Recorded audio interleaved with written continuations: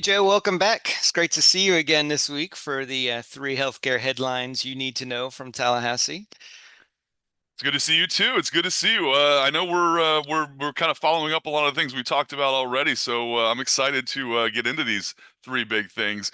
You want me to introduce myself first? I'm Joe Daraskevich, and I work for several associations and societies around the state of Florida.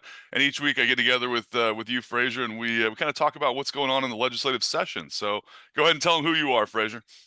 Yeah, I'm Fraser Cobbe. I'm the executive director of a number of state specialty and county medical societies in the state of Florida as well. And fortunate to be able to get together with Joe every week and talk about what's going on in Tallahassee and provide our physician members some information so they can kind of track what's going on within the halls of the legislature up there.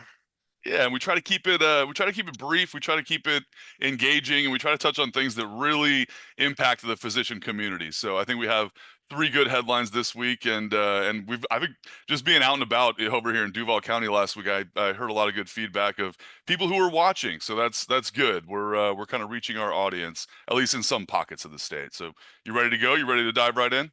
Yeah, definitely. We should note we're recording this on March 31st. Yesterday was Doctor's Day, National Doctor's Day. So happy Doctor's Day to all of our viewers out there. And it's the end of the first month of session since we've come to the end of March. So things are quickly going through the process. So some of that will be weaved into our comments today as well. Yep, and it's coming hot and heavy now. So let's dive right in. Let's get going. So, Fraser, the first topic today, let the cutting begin. Florida House tees up largest sales tax break in history. That's a big headline. Go ahead, jump right in. Absolutely. It did make the all the headlines the end of last week as the Speaker of the House, Danny Perez, announced his plan in the initial budget overview that he released to really slash sales tax in the state of Florida. And he's touting it as Florida would be the first state to permanently lower their sales tax to this degree. And it's a $5 billion savings. So moving the sales tax estate charges from 6% all the way down to 5.25%, five and a quarter. So significant cuts there that are proposed on the House side. The reason we want to talk about it a little bit is the one job that legislature has to do every year is pass a budget. So that's the one bit of business they need to get done. Typically, that as the two chambers negotiate where they're going to land on the final budget, that usually can delay or make at least interesting the last week or two of session as they try to come to grips with all different budget scenarios in both chambers and priorities from both of the leaders. And to throw into the mix, the governor has already announced earlier in the session that he wants the state of Florida to eliminate property tax at the same time. So now you've got dueling ideas, concepts, both cutting taxes, cutting revenue.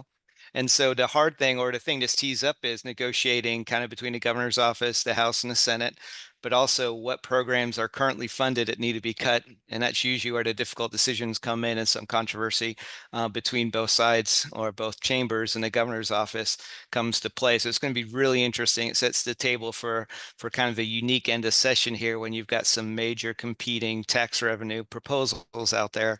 And the one thing they have to get done again is balance the budget before they leave. So it kind of throws a lot into the air and provides some uncertainty with a lot of the statutory bills that are moving too, since you've got now this whole budget discussion ongoing as well. Well, and that's something that like every year they kind of put their heads together at the end and make sure all the T's are crossed and I's are dotted. Is there something where this could throw things off, majorly, or is this it's all going to come together like it always does? It'll definitely come together because they can't leave town until they get it together. So Right. they can extend session, and sometimes you've seen that in past years where they'll extend through the weekend or into the following week. So they kind of have to bring it together. But what's interesting is some of the proposed programs are going to be cut, or some of the priorities, like one of the Senate priorities on healthcare, the Live Healthy legislation last year. Some of that funding is in question. So that's where the devil's going to be in the details, right? How they get to that amount of tax revenue savings and what programs are going to be eliminated. So it'd be really interesting to see how that plays out. Yeah, man, oh man, that's a great point. I know we all followed that Live Healthy really closely. So, okay, we'll keep an eye on the money as we move forward in session. Moving on to the second headline this week, bill to enable autonomous practice for psychiatric nurses hits final committee stop over in the House. So what happens now? Yeah, so of course it's got to go through the process and pass all its committees, and then the whole floor of the House can take up any bill that moves through session, of course. So it is getting a hearing today, actually later on this afternoon, and I know our psychiatrists are watching this very closely. They have expressed concern, which we talked about in the past, Joe, about enabling psychiatric nurses to work outside of that physician-led team. Currently, they are allowed to do some things on their own, but it's got to be under a written protocol with a supervising physician. Of course, this legislation would let them practice autonomously. So it's a bill we are opposing. We definitely have some concerns. We do like that physician to be leading that team, so issues that arise can be escalated, sorry, for additional assistance from a physician. So again, we have been gone on the record in opposition to this bill. As far as its impact goes, I do encourage folks to look at the bill analysis. That's one thing we haven't talked about in past weeks is for every bill before each committee hearing, there is a bill analysis that's done by staff. So it's usually very enlightening as far as where all the data and different arguments come in, both in support and opposition to these bills. But one thing that just triggered me I'm not a big numbers guy, but there are currently 4,941 psychiatric nurses currently registered to practice in the state of Florida. And out of those, there's 1,500 are registered as primary care autonomous practice. So 1,500 are those folks that would be eligible because you have to be primary care autonomous practice before you could then, if this bill passed, go ahead and also do your expanded psychiatric nursing autonomous practice as well. So that's the kind of numbers we're looking at. Not insignificant number. Certainly the Psychiatric Association is concerned with the legislation as with it, all of organized medicine, but we'll see. The only other silver lining is this bill is not moving anywhere in the Senate. It has not had a committee hearing yet, and we're getting pretty far into session where if bills have not had a hearing in any committee in either chamber, you kind of question their viability for the session. So we're not overly worried about this. Obviously, we'll continue to oppose. Hopefully, it won't get any traction on the Senate side, but just wanted to give you a little bit more detailed analysis of what the bill actually will do and the circumstances if it were to pass.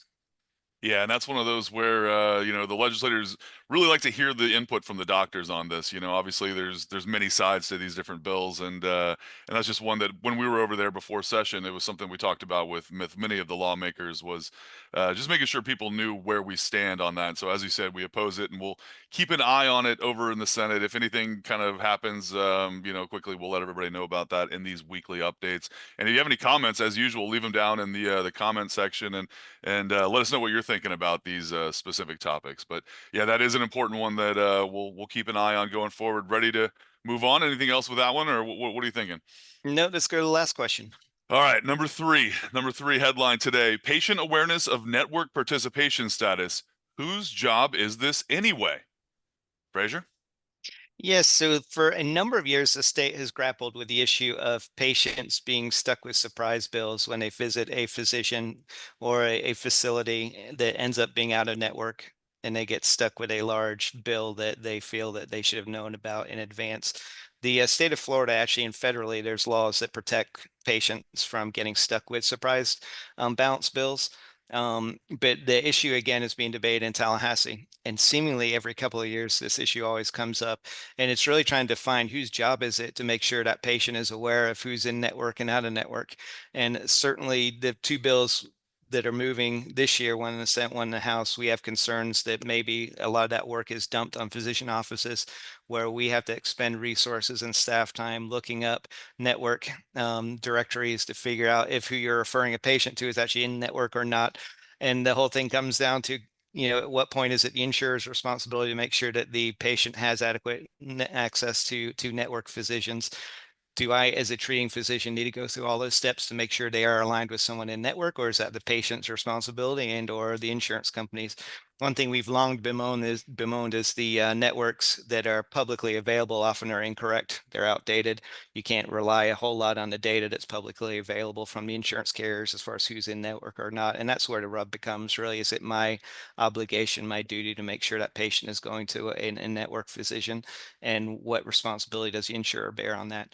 The one thing that has us a little concerned about these two bills is there's disciplinary actions that are available through the Board of Medicine if you don't do that legwork and make sure they're aligned with an network physician, which again, we think is probably a bit of an overreach from a regulatory standpoint. This should be a collaboration between insurers and physicians and patients to make sure accurate information is readily available and there's not a threat of discipline for those folks as we try to make sure we do the best on behalf of our patients. So it's worth watching. I don't think this bill is going to move very far. We are working on some of the language to make sure if it does move, we can land at a place that all parties are agreeable on. Well, and that's one of those things that, of course, physicians get into the industry to help patients and everything like that. But when you're thinking about that, you're thinking, well, hear about their symptoms and figure out the remedies and things.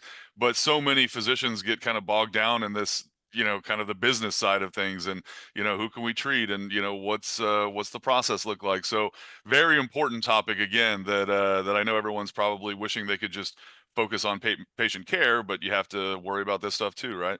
Yeah, the administrative burden and the burnout that comes along with it, and you're being held to a different standard than the insurer, and the insurer is actually the one that has the direct relationship with the patient as well. It's like, at what point, again, whose job is this anyway, right? To make Right. sure the patient goes to the right place. But we'll see how that one turns out. Again, we always keep an eye on those managed care plans. Interestingly, there's separate legislation moving on Medicaid managed care plans that would let patients go to any willing provider.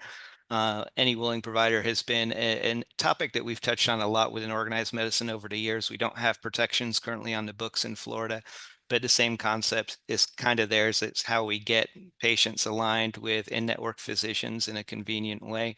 If Medicaid managed care plans, if their networks are so tight, can we provide patients that ability to go outside a network to make sure to get the care that they need? So two unrelated concepts, but interesting that, again, we're talking about network adequacy, network access, and making sure that we do right on behalf of our patients.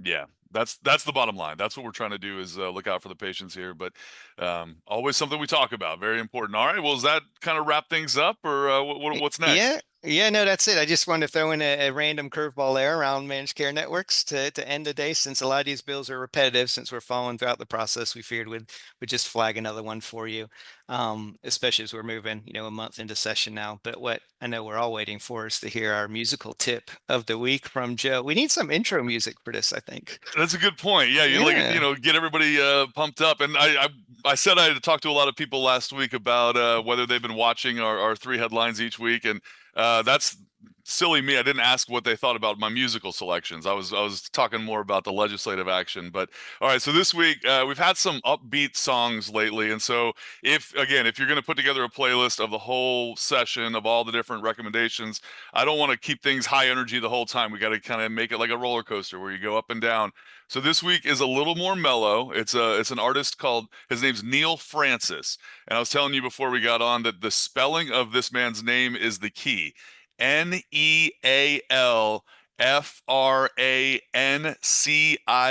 And the reason I say that is there was a local dog park that had a kind of a musical festival a couple years ago, and I got really excited when I saw the poster because it was Neil Francis is going to be headlining this wolf stalk, is what they called it, wolf because they're all the dogs. But it turned out it was a different Neil Francis who spelled his name wrong, completely different style of music. So I felt bad about telling all my friends and family members that it was going to be really great. So anyway, what got me into Neil Francis was his cover of the song Strawberry Letter 23, but I don't want to throw out a cover song here. So if you want to listen to that, go ahead and listen to that. But the song I'm recommending today is Changes by Neil Francis, because there's a lot of changes going on over in Tallahassee, and you kind of got to keep an eye on everything as those changes are happening. So Neil Francis, the song is Changes, and it's going to kind of keep our playlist going as we're kind of in the middle of the session now. So I think that'll be a good in the middle of the session song for everyone. Fantastic. We'll have to check that out and make sure you do your homework on the next wolf stock you get invited to, right? Right, right. It was still fun. You bring your dog and you hear, live music's always a good thing. But when you're looking forward to this guy who's selling out, massive venues, and he's, going to be at a dog park, just make sure you're checking all the research beforehand. Yeah, But Neil Francis Changes is a very good song. that could have given it away that he was at your neighborhood dog park. Right. I thought he was just giving back to the people, just being being part of the people. But anyway, go check out that other Neil Francis too, and let me know how he is. But the real Neil Francis, I think everyone will enjoy his music. Awesome. Thanks for that, Joe. And great to be with you again this week. How about we do it again next week, huh? We sure will. All right, Fraser. We'll see you All right. next time. Yep. Take care.